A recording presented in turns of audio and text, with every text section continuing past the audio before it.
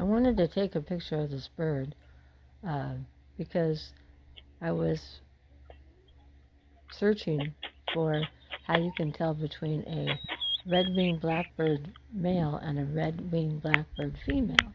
It said that the red-winged blackbird males are bigger than the red-winged blackbird females. The female red-winged blackbirds are smaller and darker in color. I'm going to guess that this what you're looking at is a female red-winged blackbird. However, I could be wrong. Anyway, have a most pleasant day, and I will talk to you later.